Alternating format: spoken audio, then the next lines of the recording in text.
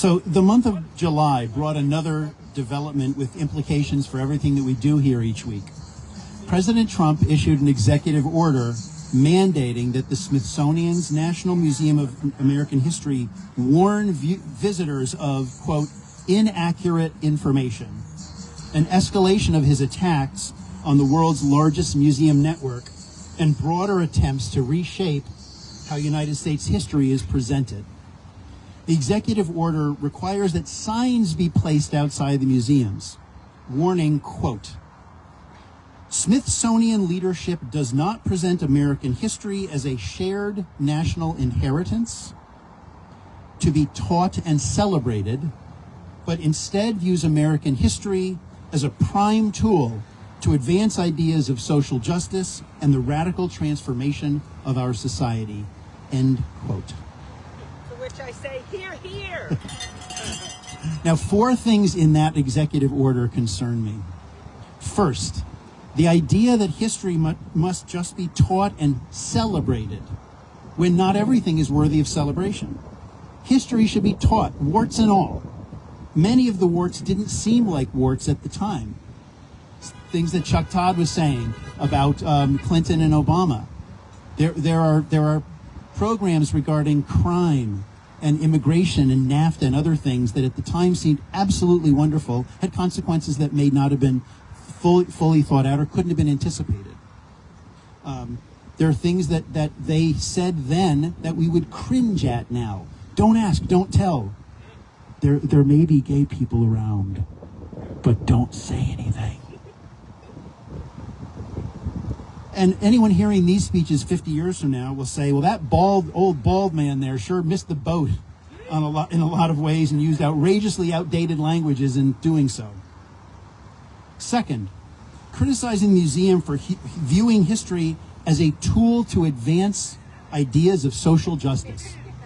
Isn't that what living does, what experience does? We live, we learn, we try to make things better. We try to preserve what is good. We try to improve what we can. Third, criticizing the museum for using history as a tool to advance the radical transformation of our society. The end of slavery was admittedly a radical transformation of our society. So was women's suffrage, the end of Jim Crow, the establishment of gay rights, disapproval of drunk driving, disapproval of sexual harassment, maybe someday disapproval of guns and gun violence. Is the idea that if our museums no longer talk about these things, they'll just go away? Or that we can stop any further radical social transformations of our society?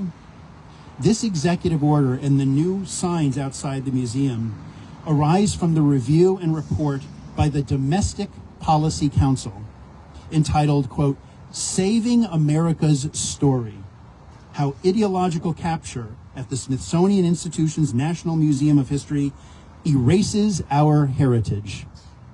Erases our heritage.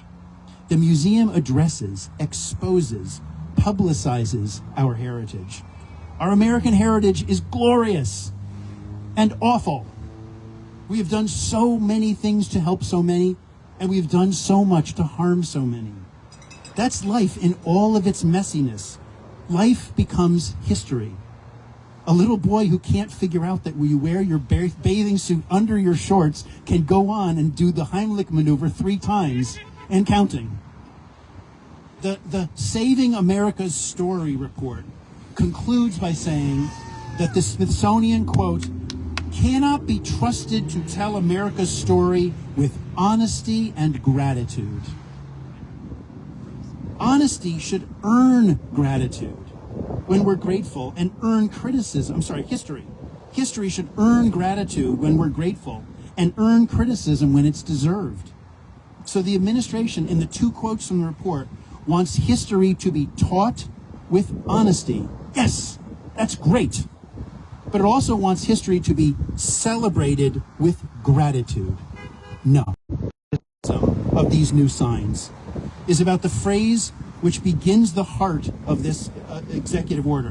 What they mean when they say that America has a shared national inheritance.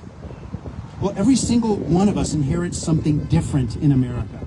But what is shared is not the parts which are independent of social justice transformations, but those which are absolutely dependent upon those social justice in transformations, beginning with the revolution.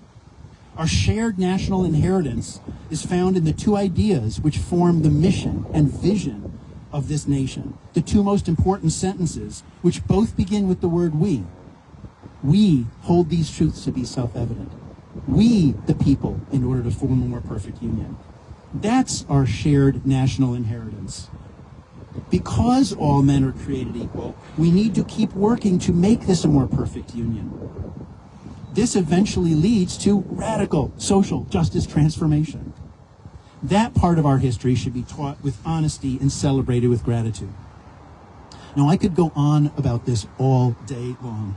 I intended to talk about the difference between history, which is what was, or nonfiction, and historiography, which is the writing of history, which is supposed to be nonfiction, but of course is sometimes fictional. I wanted to talk about what we can learn both from history and from historiography. I wanted to expand on Chuck Todd interviewing Kelly Conway about the administration's alternative facts and what it means to a society when half the society goes for alternative facts.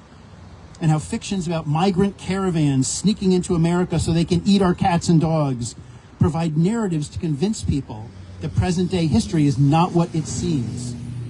J.D. Vance defending his spreading of false rumors that Haitian migrants were eating pets in Ohio by saying, quote, "If I have to create stories so that the American media actually pays attention to the suffering of the American people, then that's what I'm going to do," end quote. I wanted to talk about lies, or at least hidden truths, about the health of our leaders like Mitch McConnell, and how this has a long bipartisan tradition, like Woodrow Wilson's stroke and FDR's polio and JFK's back and Biden's aging, how history looks at these cover-ups. What does this study of the past teach us about the present and the future? What will our textbooks teach our children, and why is it important? I wanted to note that with the internet and social media, we now have plenty of primary sources for future historians to try to understand our present times. But what will they make of the fact that half the people say that happened and half the people say that happened? I wanted to discuss how history is interpretation, but it's supposed to be interpretation of actual facts leading to greater understanding of larger truths, not lies which mislead and distract. I had a lot to say, but one penalty for not being here for a few weeks is that you run out of time.